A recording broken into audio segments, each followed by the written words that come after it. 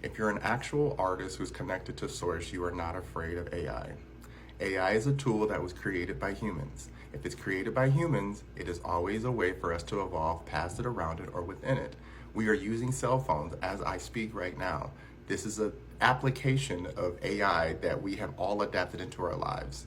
We're not manually writing letters anymore. We're not manually going to a payphone. We're not manually doing anything except going onto our digital cell phones that have Wi-Fi with nothing connected to it, and we're going online and we're communicating in a digital AI way.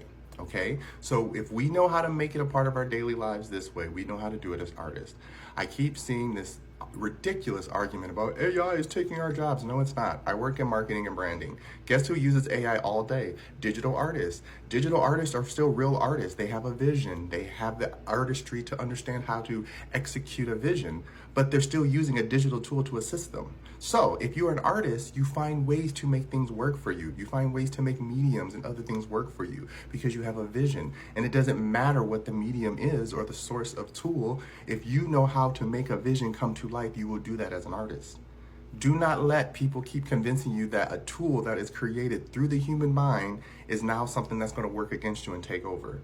We are not as good as we think we are. We're very creative and imaginative, but at any point in time, this digital world can collapse and we're back to the regular physical world, right? So this is where I need people to remember artistry is about knowing you have a craft that no one can take from you. And if you feel that your craft is threatened, enhance your craft.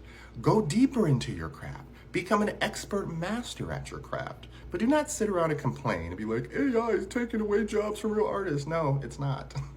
Because I consider myself a real artist, but guess what? I don't have the funds to execute every idea that I want, right? I use AI now. Before AI, I was doing everything by hand. I was sitting out writing everything, doing everything by hand. And that's great for all the old heads who love that. But that's not realistic in this new world of consumption and traffic. I like to produce content. So therefore, I don't have time to sit and type out every single thing. So guess what I do? I use AI as my editor. I use AI as my second way of giving me ideas because guess what I used to do? I have to pay a professional, which is totally fine, but that professional might not have all the answers I need. So now I got to go pay another professional and pay another professional. And I'm an artist. How is that fair to me as an artist that I have to go keep paying people to get answers to things that I don't have access to, but I kind of already know, right?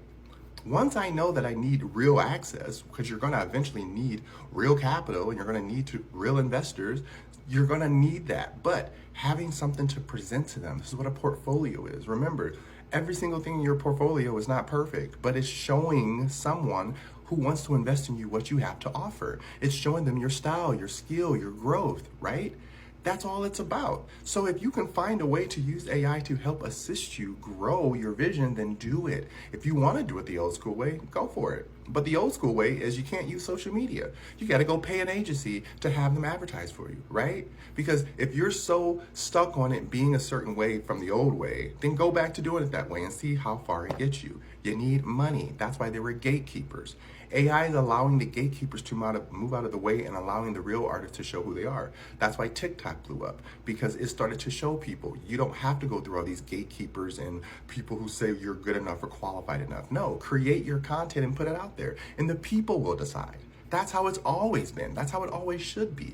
The people should decide, not people sitting in a boardroom. Yes, they can help organize those thoughts, but they're not making those creations. You are. So what I've learned to tell people is don't get stuck in thinking that something is hindering you. Once you have that mindset, you are lost. You are not winning because now you're convinced that you are not worthy. And I will never convince myself that I'm not worthy of something if I know that I have a vision. So no matter what technology is created, no matter what comes into play, learn how to utilize it, integrate it into your daily life. Go learn about it. Don't just sit back and wait for it to happen to you. Go learn about it. As soon as AI came out, the first thing I started to do was learn how to do prompts, learn how to talk to it. And everyone was like, oh, that's a waste of time. And now I got certified in it. I'm an expert in it. I know how to pump out any information I want from it. And now there's people who are like, oh, my job is forcing me to use it. Yes, because it's a tool. If the people above you know that it works for them and is going to streamline their business better, they don't care about you. That's why I keep telling real artists, create your own space. Create your own tribe. You don't need to wait for it. That's why TikTok and YouTube and all these platforms are awesome. Even if you don't get the monetary gain, do it because you love expressing yourself, because that's what real artists do. I'm a speaker, I'm a writer, I'm an orator. I love to share information. So therefore, I'm going to find every single way I can to share this information. And any tool that comes along that helps me do that in a better way, I'm going to use it. Again, another example. Beautiful person, amazing artist. Not going to mention their name because I didn't get permission, but the person who created my logo. They don't love creating logos. They're amazing artists. But, $600 later, we did it. They forgot all about it because they went on and did more art. For them, it was just a piece of money. That's not a bad thing. But at the end of the day, if you're not trying to be remembered for logos, what's it matter if an AI machine can pop out a logo for somebody else? And then when they need a real artist for a real project, then that person can utilize their real gifts and skills to make a vision come to life versus just some logo that's not really that exciting. I mean, it's beautiful, it's part of branding, it gives you something to remember, but it's business. To me, art is not business, art is expression. And if people want to pay for your expression, beautiful. But at the same time, let those who want to find ways to utilize their expression, storytelling, imagination in a way that they deserve without everybody coming and crapping on it before they even give it a chance to breathe, right? So many people believe that they have a valid argument where it's like, but do you even have a foot in the game to race, right? As a creator myself who produces content nonstop, I can't do it all alone, and I don't always have the money to do it. So yes, technology is helpful to me right now. And everyone's like, oh, these billionaires, yes, billionaires were once entrepreneurs who had a vision and wanted it to come to life. And yes, they want to streamline their businesses. Some of them are messed up and corrupt and disassociated from people, but that has nothing to do with them focusing in on creating a vision. If you don't like it, create your own vision.